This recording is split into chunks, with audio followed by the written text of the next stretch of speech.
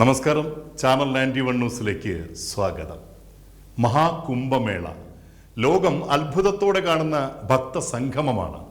40 കോടി വിശ്വാസികൾ കുംഭമേളയിൽ എത്തിച്ചേരുക എന്നത് ലോകരാജ്യങ്ങളിൽ മറ്റൊരിടത്തും തന്നെ സംഭവിക്കുന്ന ഒന്നല്ല.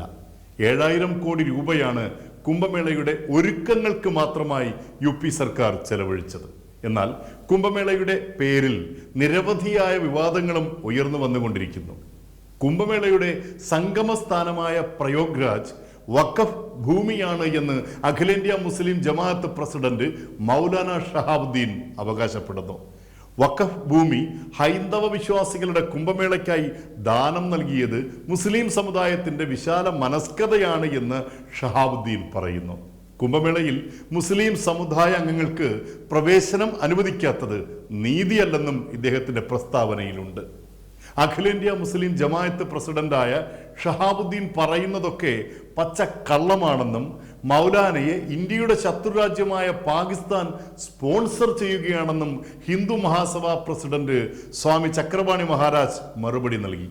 മഹാകുംഭമേളയ്ക്ക് ഭംഗം വരുത്താൻ രാജ്യത്തിനകത്തു നിന്നും പുറത്തു നിന്നുമുള്ള നിരവധി ശത്രുതാ ശ്രമങ്ങളും നടക്കുന്നതായി രഹസ്യാന്വേഷണ വിഭാഗം കണ്ടെത്തിയിട്ടുണ്ട്.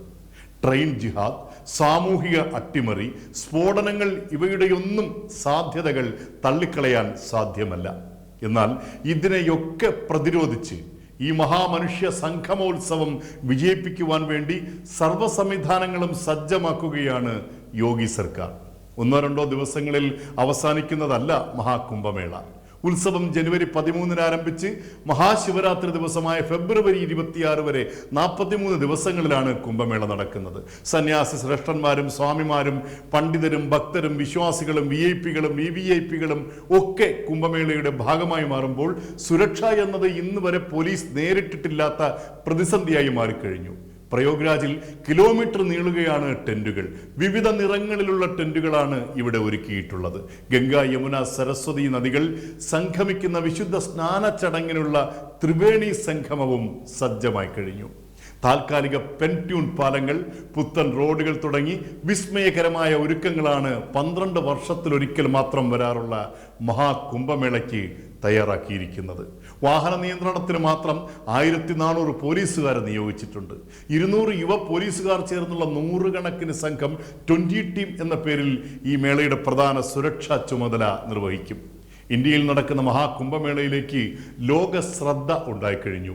ഭക്തവിശ്വാസ സംഗമം എന്ന ഗൗരവത്തിനുമപ്പുറം 40 കോടി ജനങ്ങളെത്തുന്ന മഹാകുംഭമേളയുടെ അച്ചടക്കത്തോടെയുള്ള നിയന്ത്രണമാണ് ഏവരും ഉറ്റുനോക്കുന്നത്. യോഗി ആദിത്യനാഥിന്റെ നേരിട്ടുള്ള സംഘാടനത്തിൽ സർവ്വവിധമായ ഗവൺമെന്റ് സംവിധാനങ്ങളുടെയും ഊർജിത പ്രവർത്തനങ്ങൾക്ക് ഒപ്പം 100 കണക്കിന് വരുന്ന ഹൈന്ദവ സംഘടനകളാണ് മഹാകുംഭമേളയുടെ വിജയത്തിനായി അഹോരാത്രം സേവനത്തിൽ ഏർപ്പെട്ടിരിക്കുന്നത്.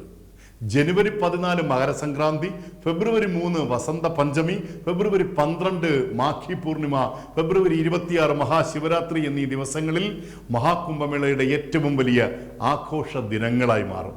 നമുക്ക് ഭാവനയിൽ മാത്രം കാണുവാൻ സാധിക്കുന്ന 40 കോടി ജനങ്ങളെ സംഗമിപ്പിക്കുന്ന 12 വർഷത്തിൽ ഒരിക്കൽ മാത്രം സംഭവിക്കുന്ന മഹാകുംഭമേളയ്ക്ക് എല്ലാവിധമായ നന്മകളും പ്രാർത്ഥനയും.